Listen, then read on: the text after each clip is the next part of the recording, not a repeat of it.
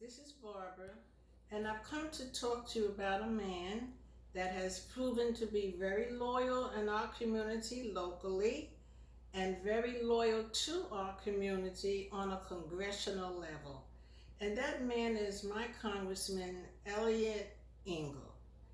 I have known Elliot for many years, starting in the 90s when he was my congressman in the 17th district, and he is now also my congressman in the 16th district. Elliot has proven very loyal to our community on a number of ways. In a number of ways, I should say, because I remember back in the 90s when he would come up to me and say, Barbara, the Congressional Black Caucus is holding their conferences and their workshops in DC. Would you like to go to DC? Sit in on some of the workshops and then report back to the community your findings and evaluation. And I said, sure, and I accepted that invitation. Then in the 90s, he came to me again and said, listen, Hillary Clinton is heading the healthcare reform. Do you want to go to meet with her, speak with her, tell her your views, the community views, and get her take on what she says in response to the feedback that you give her from the community? And I said, of course I do. So I went to DC and I met with Hillary during that period of time and brought the feedback to the community so that they would know the pros and cons of her concepts and what our concepts were in line with hers and what our concept was that didn't quite meet some of the things that she would talk about. Elliot has always proven loyal to the type of advocacy that his constituency and our district needed.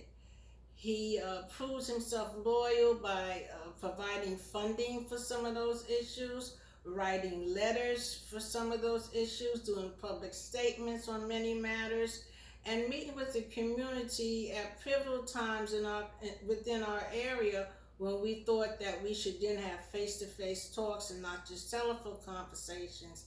And his constituent staff was always superb, always superb. And then, and moving forward, even from the 90s up into our current moment, I think about Elliot in being a chairperson of the Foreign Affairs Committee. You know, the recent Ukraine controversy with the president brought him into view by him being a chairperson of the Foreign Affairs Committee.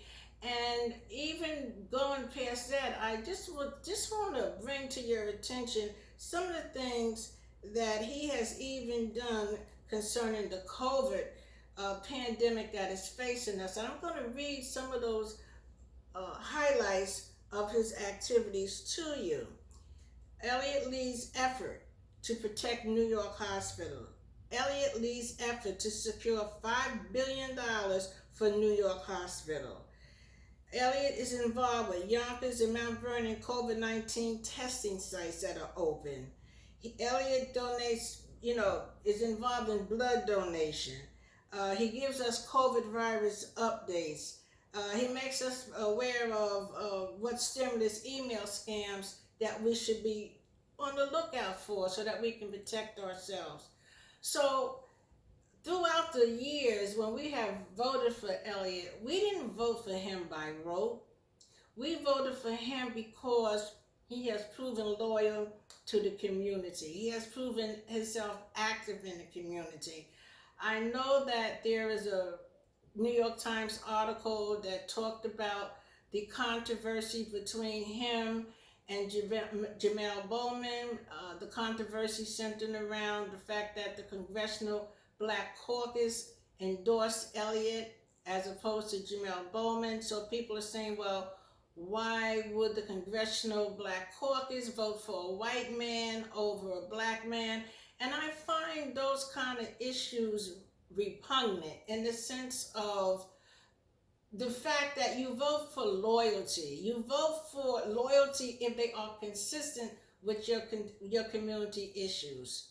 You vote loyalty if their advocacy is in line with what needs to be advocated for.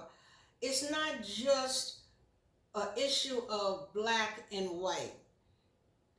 The African American race has never been monolithic. I can take you back to the times of Harriet Tubman. When Harriet Tubman was a conductor on the Underground Railroad, it wasn't solely black people that was helping her. She was loyal to those who were loyal to her. And she made it clear that even if black people would come against her advocacy and her life and death situations on her journeys, she wasn't for them. She would not be for them, and she would look at them with the eye that said that they were evil. I'm not calling any Jamal Bowman supporters evil, but what I am saying that if you're always looking to vote for somebody based upon your color as opposed to what they can do for you and your community in a sincere and honest way, then there's a side of ugliness to that. So I'm asking you to continue to vote for Elliot Engel. He's a pillar in our community that should not be removed. The primaries come up on June 23rd.